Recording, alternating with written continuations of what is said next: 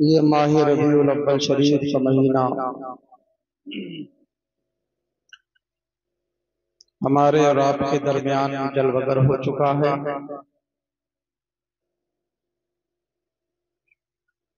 और ये महीना पैगंबर इस्लाम सल्लल्लाहु अलैहि वसल्लम की आमद और पैदाइश का महीना है। लिहाजा इस महीने को हम खूब जिक्र और खैर के साथ, इबादत और रियाजत के साथ इंशाअल्लाह मनाने की कोशिश करेंगे और खुशियों का इजहार करेंगे।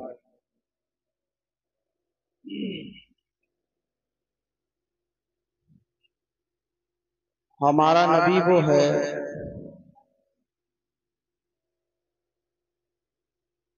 कि आज तक न कोई ऐसा पैदा हुआ है, न सुबह क़यामत तक ऐसा पैदा होगा।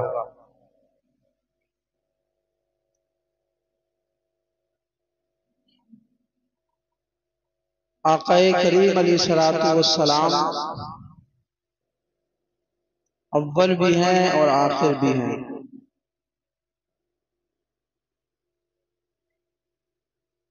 कायनात में सबसे अफजल व आला आप, मकसूद कायनात आप। अल्लाह खुद फरमाता है, ऐ हबीब, अगर मैं तुम्हें पैदा न करता, मैं दुनिया को पैदा न फरमाता। कहीं कलम के बारे में फरमाया, कहीं दुनिया के बारे में फरमाया। गरज अल्लाह अपने उस प्यारे हबीब को पैदा न फरमाता तो कायनात को वजूद न बख्शता।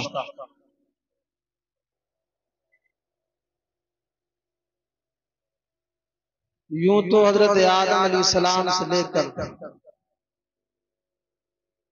हजरत ईसा पैगंबर अला नबीना अलैहिस्सलातु वस्सलाम तक बहुत सारे अंबियाए किराम, 1,24,000 कमोबेश या तकरीबन 2,24,000 अंबियाए किराम तशरीफ लाए। और सबसे आखिर में अल्लाह ने इमामुल अंबिया हमारे और आपके आका को इस दुनिया में खातमुन नबिय्यीन बनाकर के पैदा फरमाया, मबऊस फरमाया। आक़ाए करीम अलैहिस्सलातु वस्सलाम के इस दुनिया में आने से पहले इस दुनिया की बड़ी अजीब और बहुत बुरी हालत थी। दुनिया के अंदर इंसान तो नजर आता था, बज़ाहिर वो इंसान लगता था, उसके आज़ाए बदनी इंसानों की तरह, उसके आंख नाक कान हाथ जिस्म सब इंसानों की तरह इंसान तो नजर आता था, लेकिन उसके अंदर इंसानी न शऊर था, उसके अंदर न इंसानी शराफत पाई जाती थी, उसके अंदर न इंसानी सोच थी, उसके अंदर न इंसानी अतवार थे, उसके अंदर न इस्लाम इंसानी आदाब थे, उसके अंदर न इंसानी अखलाक थे, उसके अंदर न इंसानी तहजीब थी, उसके अंदर न इंसानी शऊर था, उसके अंदर न इंसानी मिजाज था, उसके अंदर न इंसानी तमद्दुन था, उसके अंदर न इंसानी तहजीब थी, उसके अंदर न इंसानी अखलाक था। अल्लाहु अकबर, इंसानियत का नाम निशान तक न था। और ये इंसान जानवरों से ज्यादा बदतर था, यहाँ तक के जाहिलियत के उस जैसे दलदल में गर्क हो गया था और गुनाहों में ऐसा डूब गया था कि हर तरफ जुल्मी जुल्म, जानवरों से बदतर इंसान बना हुआ था। अल्लाह अल्लाहु अकबर। लेकिन ऐसे आलम में इस्लाम का पैगंबर जब इस दुनिया में तशरीफ लेकर के आया, वो जब आमिना का लाल आया, उस आमिना के लाल ने जब निगाहे करम डाली इसी इंसान पर, तो जिस जिस इंसान पर निगाहे करम डालते चले गए, वो इंसान जो कि पत्थरों से ज्यादा सख्त था, जानवरों से ज्यादा पत्थर था, वो इंसान फरिश्तों से अफजल वाला बनता चला गया। इंसानियत इंसानियत नाम के लिए नहीं थी, हर तरफ जुल्म ही जुल्म। अल्लाहु अकबर। आइए पैगंबर इस्लाम सल्लल्लाहु अलैहि वसल्लम ने किस तरीके से इंसान को बुलंदियों पर पहुंचाया। इंसान इंसानियत का के लिए एक एक नहूसत था, इंसान इंसानियत का मजाक बना हुआ था। अल्लाह को समझ आका करीम अलैहिस्सलातु वस्सलाम ने इसी इंसान को बुलंदी की उन मंजिलों पर पहुंचा दिया, रिफातों की महराज करवा दी। ये फरिश्ते भी इस इंसान पर रश्क करते नजर आने लगे। लेकिन आज दुनिया का जायजा लीजिए, जिस इंसान ने जिस पैगंबर ने और जिस इस्लाम ने इंसानियत को अखलाक अता फरमाया, इंसानियत को शऊर अता फरमाया, इंसानियत को हिकमत अता फरमाई, इंसानियत को बुलंदी अता फरमाई, इंसानियत को इंसानी शऊर अता फरमाया, इंसानी मिजाज अता फरमाया, इंसानी अखलाक अता फरमाया, दुनिया को राह हिदायत का एक नमूना बना दिया। आज उस इस्लाम के ऊपर लोग दहशतगर्दी और आतंकवाद का इल्जाम लगाया करते हैं। हम कहते हैं गलत कहते हो, इस्लाम के आने से पहले दुनिया में सिर्फ आतंकवाद था, इस्लाम के आने से पहले दुनिया में सिर्फ दहशतगर्दी थी। ये इंसान दहशतगर्दी का मुजस्समा बना हुआ था, ये इंसान आतंकवाद का आदि बना हुआ था। लेकिन इमामुल अंबिया ने जब निगाहे करम डाला, तो जो इंसान दहशतगर्दी और आतंकवाद का नमूना और आदि बना हुआ था, वो इंसान अमन और शांति का आलम बरबार बनता हुआ नजर आता है। पैगंबर इस्लाम ने दुनिया वालों को इस तरीके से सुधारा कि दुनिया के अंदर जो आतंकवाद था, इमामुल अंबिया ने उस आतंकवाद का खातिमा फरमाया। जिधर देखो आतंकवाद, जिधर देखो जुल्म ही जुल्म। आज इस्लाम को आतंकवाद के नाम से लोग जोड़ते हैं। हम कहते हैं इस्लाम के आने से पहले दुनिया के अंदर आतंकवाद था। आतंकवाद क्यों न हो, औरतों को आतंकित किया जा रहा था, गरीबों को आतंकित किया जा रहा था, गरबा मसाकीन को आतंकित किया जा रहा था। अल्लाहु अकबर। इसी समाज के अंदर जो मालदार तबके हैं, वो ऐसा आतंकवाद चला रहे थे, ऐसा आतंकवाद कर रहे थे वो आतंकवादी कि जो बड़े बड़े मालदार तबके थे, वो छोटे छोटे गरीब तबकों के ऊपर जुल्म सितम किया करते थे। गरीबों को जुल्म की चक्की में पीसा जा रहा था, बेवाओं पर जुल्म सितम की कहानी तमाम की जा रही थी, यतीमों को हुकूक की पामाली की जा रही थी। इमामुल अंबिया इसी हिंदुस्तान की सरजमीन के अंदर देखिए, अल्लाहु अकबर, शौहर क्या मरता था, बेचारी उसकी बीवी को, उसकी बेवा को उसकी चिता पर जिंदा जलना पड़ता था। और दूसरे ममालिक में जहाँ पर औरतों को जिंदा नहीं जलाया जाता था, अगर वो बेवा हो जाया करती थी तो उनकी जिंदगी मौत से बदतर बना दी जाया करती थी। अल्लाहु अकबर। इमामुल अंबिया ने जब अदल और इंसाफ इस दुनिया के अंदर फैलाना शुरू किया, औरतों को इज्जत अता फरमाई, बेवाओं को सीने से लगाया, गरीबों के सर पर तस्ते शफ़क़त रखा और यतीमों के साथ दादरसी की और दुनिया के अंदर ऐसी नज़ीर पेश फरमाई, ऐसा माहौल बनाया, ऐसा दस्तूर जिंदगी मुस्तफा ने अता फरमाया कि आज तक उसकी दुनिया में नज़ीर न मिली है, न सुबह क़यामत तक उसकी नज़ीर मिल सकती। गरीबों के साथ जुल्म सितम किया जा रहा था, दहशतगर्दी का मामला उनके साथ किया जा रहा था, आतंकवाद का मामला उनके साथ किया जा रहा था। देखो मेरे आका ने किस तरीके से गरीबों के सर पर दस्ते शफ़क़त रखा है। बचपन ही से देख लो हजरत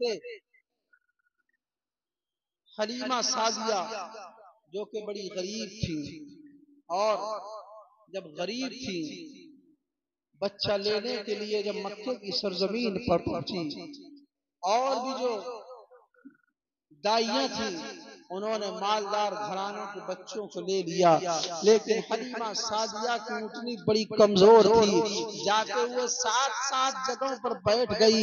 लेकिन जब पहुंची वहां पर तो अल्लाह अकबर, वो जो दाइयां थी मेरे इमामुल अंबिया को, मेरे आका को बज़ाहिर यतीम समझ करके, गरीब समझ करके छोड़ के चली गई। उनका आज दुनिया वाले कहते हैं कि दाइयों ने गरीब समझ के इमामुल अंबिया को पसंद न फरमाया, लेकिन मैं कहता हूँ वो बदनसीब थी।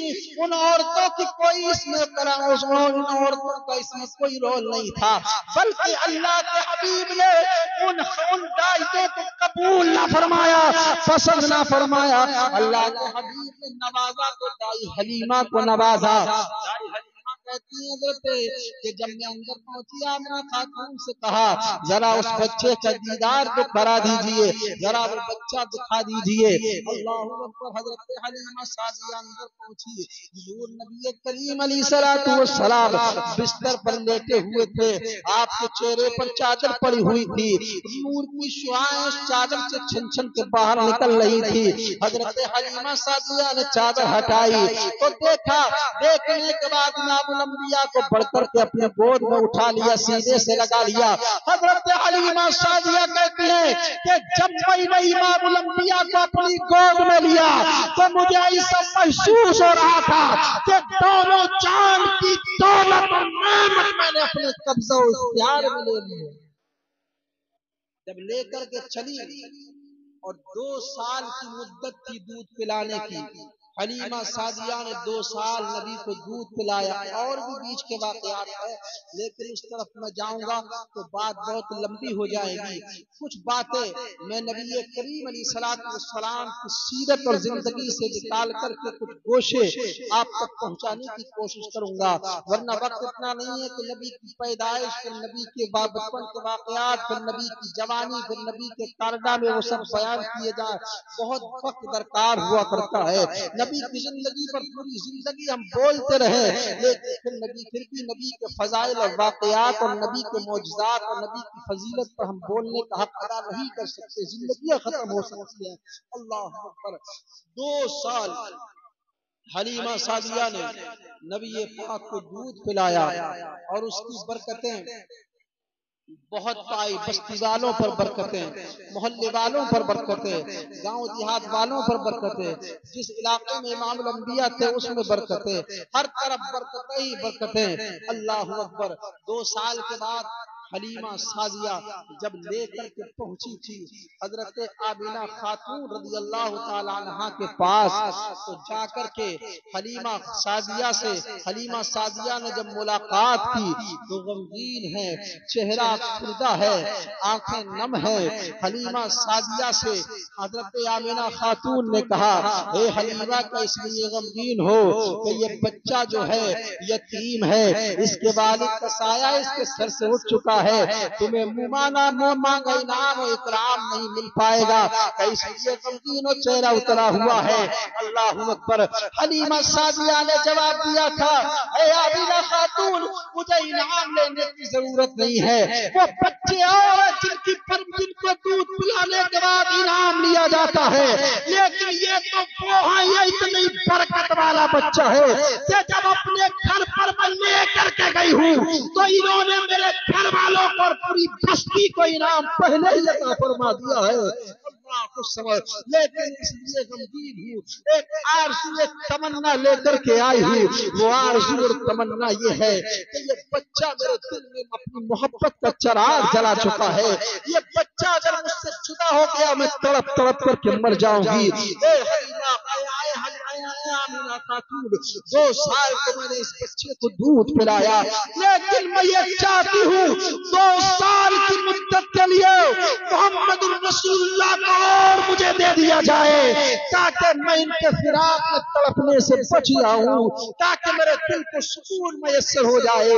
अल्लाह अकबर। हजरत आमिना रज़ियल्लाहु ताला अन्हा ने कहा था, ए हलीमा तुम क्या जानो मेरे एक ही नक्ते जिगर है, मेरे शोहर का भी इंतकाल हो गया है, लेकिन जाओ तुमने इस बच्चे को दूध पिलाया है, 2 साल आगोश मोहब्बत में रखा है, मैं अपने बेटे की जुदाई और फिराक में तड़प लूंगी, लेकिन तुम मेरे दर पर आए हो इस बच्चे को अपने पास 2 साल और रखने के लिए मोहलत चाहती हो, जाओ मैं तुम्हें इजाजत देती हूँ, 2 साल का जब तक चाहो इस बच्चे को अपने पास रख लो और अपने दिल की दुनिया को आबाद कर लो। अल्लाहु अकबर।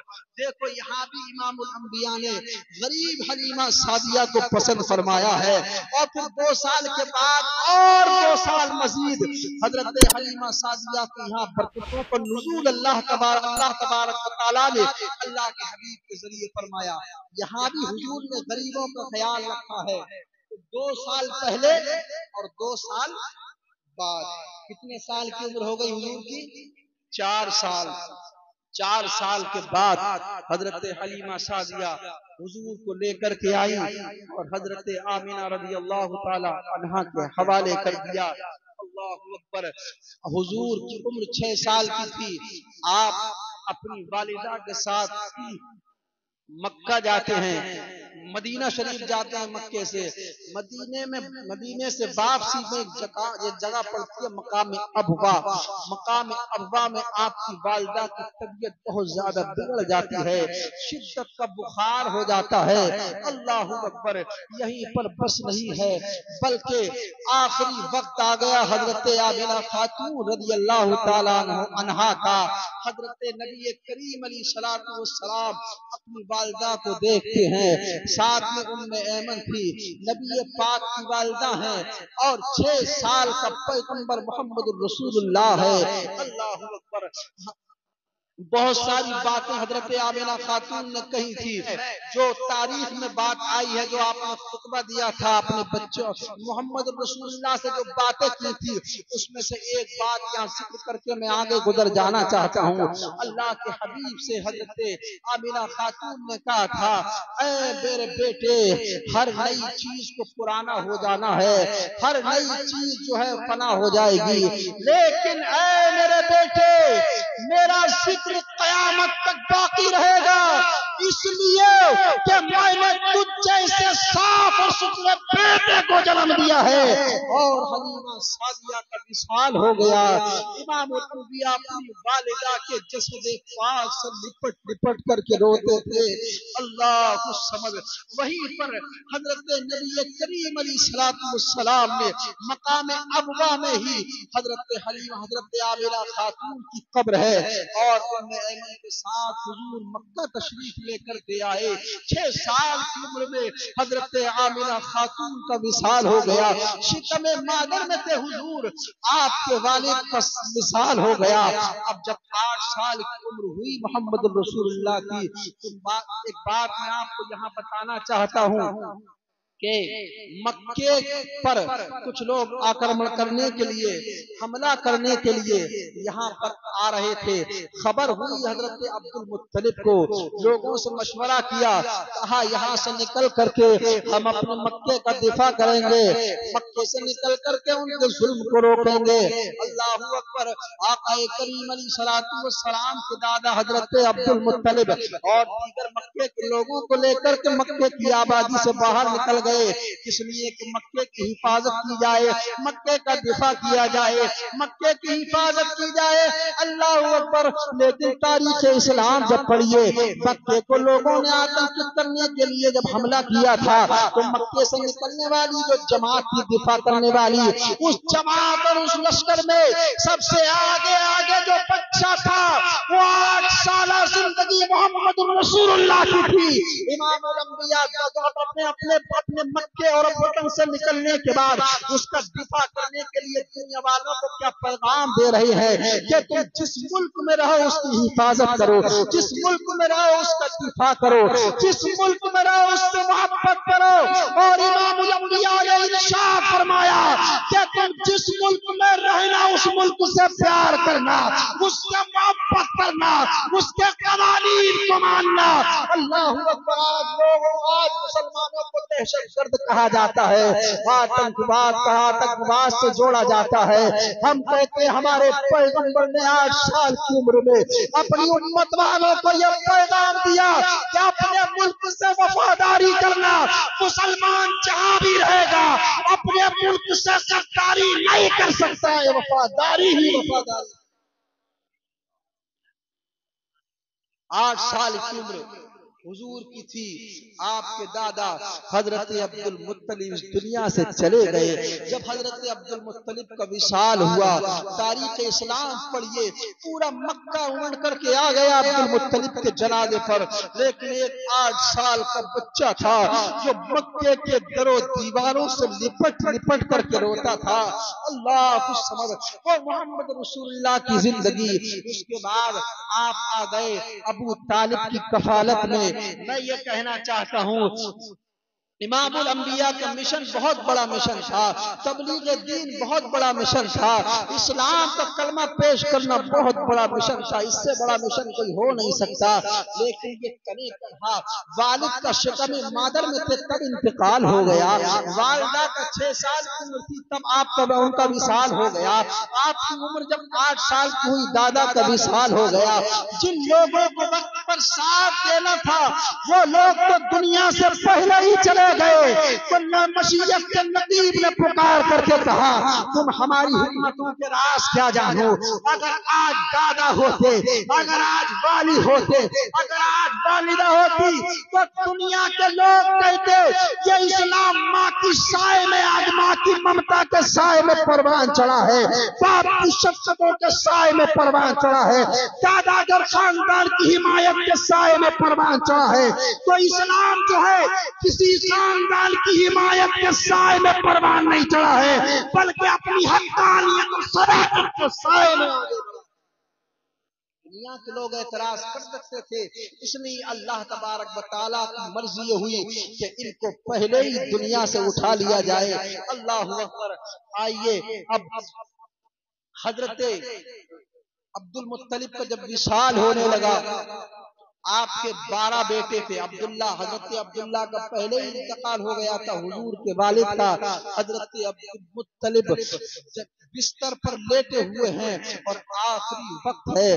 आपके 11 बेटे थे वो इकट्ठा हो गए और जान ये परेशानी की वजह कैसी, ये परेशानी की वजह क्या है? आप घबराए हुए हो, क्या मौत से डर लग रहा है, क्या मौत से खौफ ज़दा हो रहे हो? अब्दुल मुत्तलिब ने कहा था कि मैं मौत से डरने वाला नहीं हूँ, मैं कभी मौत से नहीं डरा हूँ। तो कहा अब्बा जान फिर और क्या वजह है? कहा मेरे पास ये अब्दुल्ला का नूरे नजर है, ये मोहम्मद रसूलुल्लाह है, ये आमिना का लाल है, ये मेरा पोता है। इसके बारे में मुझे फिक्र हो रही है कि इस बच्चे की परवरिश कौन करेगा। अल्लाहु अकबर। 11 चचा आ गए, कहने लगे कि ऐ अब्बा जान हमारे पास बहुत माल है, हम इसकी परवरिश करेंगे।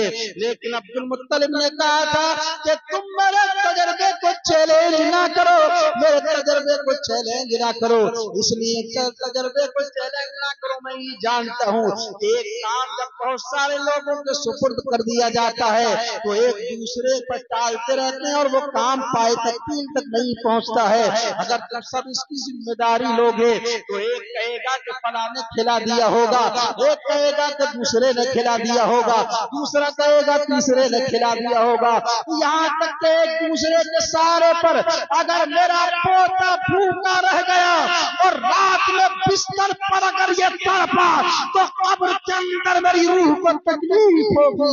इसलिए मैं ये चाहता हूँ किसी एक के हवाले कर दूं। अबू लहब जो था हुजूर का सगा चचा था और ये सबसे बड़ा समझ लो दुश्मन रसूल था। अल्लाह अकबर। कहने लगा, ऐ अब्बा जान, मैं इसकी जिम्मेदारी लेता हूँ, मेरे पास बहुत माल है, मेरे पास बहुत जरो जवाहरात है, मैं बहुत आसूदा हाल हूँ। हजरत अब्दुल मुत्तलिब ने कहा, यकीनन तेरे पास माल है, यकीनन तेरे पास बहुत दौलत है, लेकिन मैं तुझे तेरे हवाले अपने इस पोते को नहीं करूंगा, इसलिए कि किसी यतीम को पालने के लिए दर्द दिल की जरूरत हुआ करती है, और तेरे पास वो दर्द दिल है ही नहीं, इसलिए मैं तुझे नहीं दूंगा। हजरत हमजा आगे बढ़े, कहने लगे, हमजा ऐ अब्बा मुझे अता फरमा दीजिए। तो कहा, बेटा तुम कसीरुल अयाल हो, बहुत औलाद तुम्हारे पास। और दूसरे चचा आगे बढ़े, एक एक करके सब चचा आगे बढ़ते रहे, लेकिन अब्दुल मुत्तलिब ने सबको इनकार कर दिया। अब बचे अबू तालिब गरीब थे। कहा, ऐ अब्बा जान, मैं मोहम्मद से बेपनाह मोहब्बत करता हूँ, मैं मोहम्मद से बहुत प्यार करता हूँ, मैं ये चाहता हूँ कि इनको मुझे दे दिया जाए, मैं इनके बच्चों को तकलीफ में रख सकता हूँ, लेकिन इनको आराम पहुँचाऊंगा, मैं अपने बच्चों को तो भूखा रख सकता हूँ, लेकिन इनको खाना खिलाऊंगा, मैं अपने बच्चों को जमीन पर नहीं लिटा सकता हूँ, लेकिन इनको बिस्तर मयस्सर करूंगा। हजरत अब्दुल मुत्तलिब ने कहा था, ऐ हमारे अबू तालिब, बात ठीक है, तुम इससे प्यार करते हो, लेकिन तुम वैसे गुर्बत की जिंदगी गुजार रहे हो। आखिरकार तमाम चचाओं ने कहा था, तमाम बेटों ने कहा था, अब्बा जान, जब हम 11 बेटों में से किसी के हवाले नहीं करना चाहते मोहम्मद सल्लल्लाहु अलैहि वसल्लम को, तो फिर किसके हवाले करोगे, कौन इसकी परवरिश करेगा। हजरत अब्दुल मुत्तलिब ने उन बेटों से तवज्जो हटाई और मोहम्मद रसूलुल्लाह की तरफ चेहरा किया और इरशाद फरमाया और कहा कि मैं मेरे बेटे, ऐ मेरे पोते, अब तू ही बता, इन 11 चचाओं में से किसके पास जाना चाहता है, इसलिए कि जो बूढ़ा इंसान होता है उसकी अक्ल तजुर्बेकार हुआ करती है, और बच्चे की अक्ल जो हुआ करती है वो ना तजुर्बेकार हुआ करती है। लेकिन मैंने देखा है कि जहाँ बूढ़े लोगों की अक्ल के चिराग गुल हो जाया करते हैं, वहाँ तेरी अक्ल का सूरज चमकता हुआ नजर आता है। ऐ मेरे बेटे पोते, ऐ मेरे बेटे, जो फैसला करेगा वो अच्छा चलेगा, लग जा तू जिसके गले से लग जाएगा, मैं उसी के हवाले कर दूंगा तुझे। अल्लाहू अकबर। इमामुल अंबिया उठे, 10 तरफ यानी 10 चचा मालदार थे, अपनी गोदियां खोल दी, अपनी बाहें फैला दी, आ मेरे भतीजे मेरे पास आ जा, आ मेरे भतीजे मेरे पास आ जा, आ मेरे भतीजे मेरे पास आ जा। 10 तरफ दौलत ने अपनी बाहों को फैला दिया, लेकिन एक गरीब चचा ने भी अपनी बाहों को फैला दिया। गरीबी कह रही थी, ऐ अब्दुल्ला के राज दुलारे, ऐ आमिना के लाल, गरीबों को लोगों ने बहुत सताया है, गरीबों पर लोगों ने बड़ा जुल्म सितम किया है, गरीबों को कुचला गया है, गरीबों पर जुल्म सितम की कहानी तमाम कर दी गई है। 10 तरफ दौलत बाहें फैलाए हुए खड़ी है, एक तरफ तुम्हें पुकार रही है गरीबी, अगर आज आपने गरीबी को ठोकर लगा दी तो सुबह क़यामत तक गरीबों को कोई सीने से लगाने वाला न होगा। अल्लाहू अकबर। इमामुल अंबिया कश्मकश में है, मैं किसके पास जाऊं, किसके सीने से लगूं। 10 चचा आवाज दे रहे हैं, लेकिन पैगंबर इस्लाम ने अमीरी को ठोकर मारी और गरीबी को अपने सीने से लगा दिया। अल्लाह इमामुल अंबिया ने गरीबों को इस तरीके से सहारा दिया है, इज्जत और अफजाई अता फरमाई है। हो गया है नमाज का वक्त, वरना मैं इस पर और आगे बोलता। बस एक आखिरी बात आज की तकरीर की है, इंशाअल्लाह अगले जुमे में नबी पाक की जिंदगी के गोशे आपसे गोशो गुजार करने की कोशिश करूंगा। अबू तालिब ने ले लिया हुजूर को और अपने घर पर उनको रखना शुरू कर दिया। अबू तालिब ने घर के अंदर एक कानून बना दिया। वो कानून क्या था कि जब तक मोहम्मद सल्लल्लाहु अलैहि वसल्लम दस्तरखान पर ना आ जाए, घर में किसी को खाना ना दिया जाए, घर में किसी को दस्तरखान पर ना बिठाकर के खाना ना खिलाया जाए। अल्लाहु समद। इमामुल अंबिया कभी बकरियां चराने के लिए जाया करते थे, कभी किसी काम से बाहर जाया करते थे, कभी आप लेट हो जाया करते थे, आपको देर हो जाया करती थी, तो हजरत अबू तालिब के जो दूसरे बच्चे थे उनको खाना नहीं मिला करता था। जब अल्लाह के हबीब तशरीफ लेकर के आते तभी उनको खाना मिला करता था। अल्लाह को समझ आपके अबू तालिब के बच्चों ने अपनी वालिदा से कहा, अम्मी जान, हमें मोहम्मद के इंतजार में हमें मोहम्मद के इंतजार में भूखा तड़पना पड़ता है, हमें खाना क्यों नहीं देती हैं आप? आपकी बीवी ने कहा, अपने वालिद से बात करो, वो तमाम बेटे औलाद चली जाती है अबू तालिब के पास। अब्बा जान, जरा ये तो बताओ, मोहम्मद के इंतजार में हमें भूखा तड़पना पड़ता है, हम ये नहीं कहते कि उनको खाना ना दिया जाए, हम ये नहीं कहते कि हमें खाना खिला करके बचा कुचा खाना उनको दे दिया जाए, हम ये कहते हैं उनका खाना पूरी इज्जत के साथ निकाल करके पहले रख दिया जाए और पूरी इज्जत के साथ उनको खाना खिलाया जाए, लेकिन वो नहीं आते हैं, हमें भूख में तड़पना, भूख की शिद्दत से तड़पना पड़ता है, हम भूख की वजह से बेकरार हो जाते हैं। अब्बा जान, हमें खाना क्यों नहीं दिया जाता, हमें पहले ही खाना दे दिया जाए। अबू तालिब ने अपने बच्चों से इरशाद फरमाया और अपने बच्चों से फरमाया, है मेरे बच्चों, तुम जानते हो हमारे घर की हालत कैसी है, हम गुर्बत में जिंदगी गुजार रहे हैं, हम अफलास में जिंदगी गुजार रहे हैं, हम गरीबी में जिंदगी गुजार रहे हैं, तुम देखते नहीं, मोहब्बत मोहम्मद से अपनी जगह है, बिल्कुल मुझे मोहब्बत है, लेकिन सिर्फ मोहब्बत ही नहीं जिसकी वजह से मैं उनका इंतजार किया करता हूँ, मैं इसलिए इंतजार किया करता हूँ कि जब मोहम्मद दस्तरखान पर होते हैं तो खाना कितना ही कम क्यों ना हो और खाने वाले कितने ज्यादा क्यों ना हो, सबका पेट भर जाया करता है।